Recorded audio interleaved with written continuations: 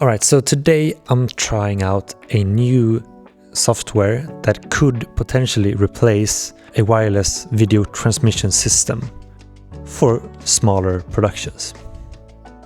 Sony recently released a Mac version of their Sony monitor and control software, and it allows you to monitor multiple cameras wirelessly from a laptop. So I thought I would try this new software for a real shoot. Pitch black.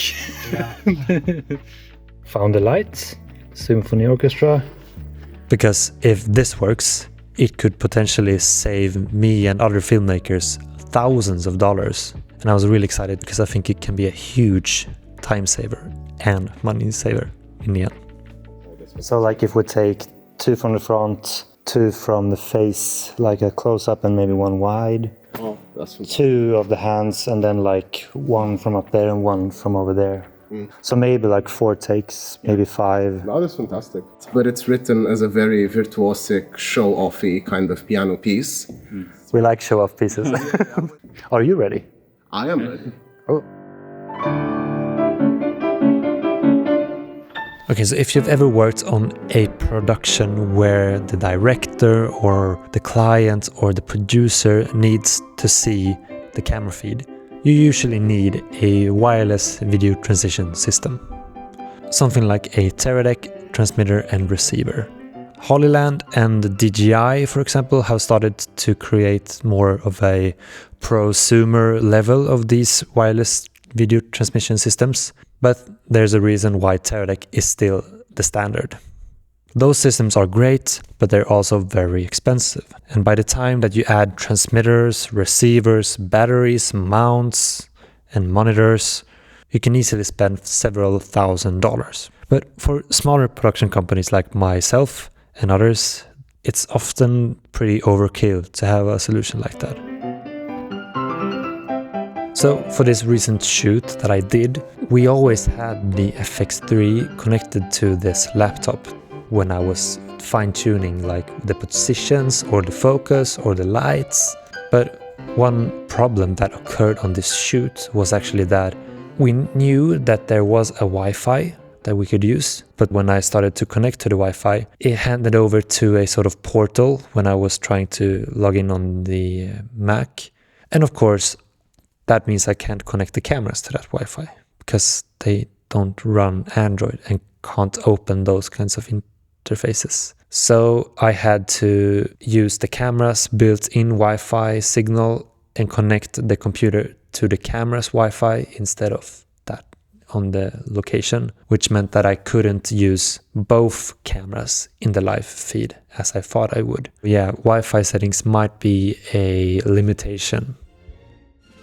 So we're having a slight issue. This Manfrotto tripod, it is a little bit too low, right?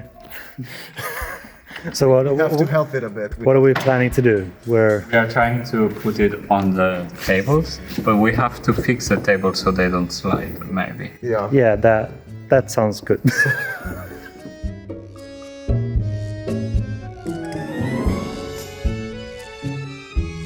So we have the 2 legs here. Ah, okay. Then someone needs to hold the camera because I think it's gonna be front heavy. Ah, okay. But we can do it. We will manage. But wait a second, can I turn it? Yep.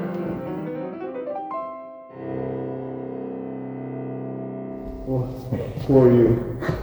Yeah, it's, I have to hold my breath. Oh my god.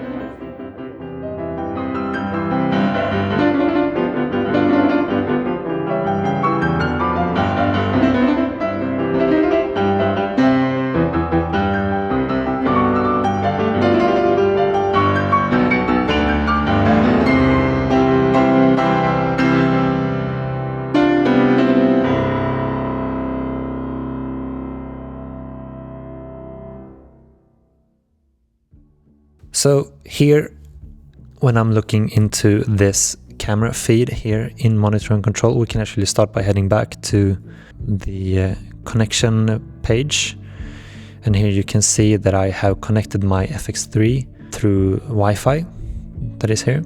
So here in this interface, you could easily see that you can have a grid of 4 different cameras easily viewed on this laptop, but I can also head into this camera that I'm using right now and have a look at all of these kinds of bells and buttons and everything. And it's not just a monitor. It's actually, I can pull focus here. I can have almost every single thing that I can do on the camera, I can also do in this software. So I can sit here, mount the camera up in the light, and then I can actually start to fine tweak the settings while sitting in the interview's chair, for example. So I don't have to sit down, have a look, and then run back and switch the settings. I can just sit down, adjust all the settings in one go, which is amazing. So I have my autofocus settings, I have the iris as well, ISO of course, and you can just pump it up if you need. Now that looks overexposed, so, and this looks underexposed, so I'm gonna head back to ISO 800 for this one.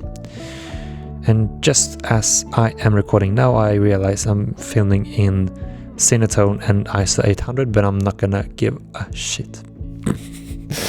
Anyhow, so shutter, white balance, and also if you have, like, for example, Sony's 28-135 lens that is a pan tilt zoom lens, then you can actually, in this software, you can manually zoom in and out.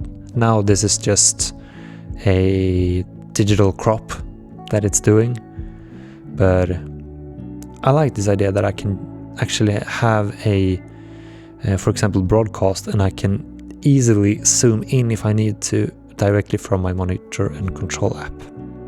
Super useful thing to have. And of course, stabilization. The fact that it's a laptop that you're handing over to the client, for example, instead of an iPad, this feels more professional. It's a serious production. And I quickly want to talk a little bit about the limitations of this app, because when you open this up, you might realize, like, wow, everything is here. But, for example, latency. I would not use this as a focus pulling monitor. It is a latency, and I can see it when I'm filming, and, like, yeah, it's definitely a couple of milliseconds too much for that type of use. I have a live view and it tells me how many frames per second that it's showing. As soon as you connect multiple cameras, like I did on this shoot, I often saw like 12 or 13 frames per second. And of course I can head into this monitoring and choose live view low resolution to get a couple of more frames to look at. But I would absolutely not use this solution if I need a constant exact camera feed. It wouldn't be reliable enough. It's very lightweight. You just need one computer and everything is built into the cameras. It is very inexpensive. You need a laptop, and you probably already own one laptop. And third, it's really easy to use, and it's also kind of fun to use when you're on set. Is it a wrap? Yeah, I think it's a wrap. I think it's a wrap. Yeah. Oh my God, thank you so much. Yeah. I have to give that. Very huggy. Look, and we have 25 minutes left. It's time for the photos now. And you thought we were ending on time. Yeah, no, but we went so fast actually. So who is this system really for?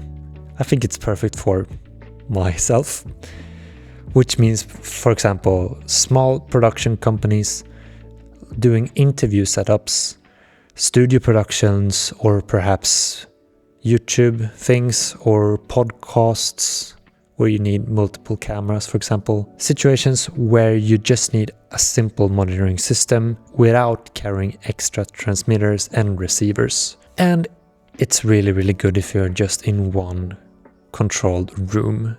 You're not running around doing multiple different sets on a single day. That might be a pain in the ass with this system. So honestly, I think this is a really interesting direction from Sony. The fact that you can monitor multiple cameras directly from your own laptop using software opens up a lot of possibilities for smaller productions, like the ones I do myself. It is not perfect, and it kind of shouldn't be. But it is a powerful tool if you understand its limitations. and it's really useful for myself as a filmmaker who's trying to build cost-effective workflows for my clients. Anyway, that's all for this video.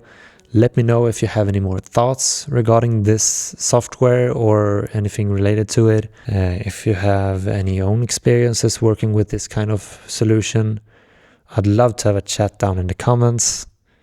But until next time, stay creative. Cheers.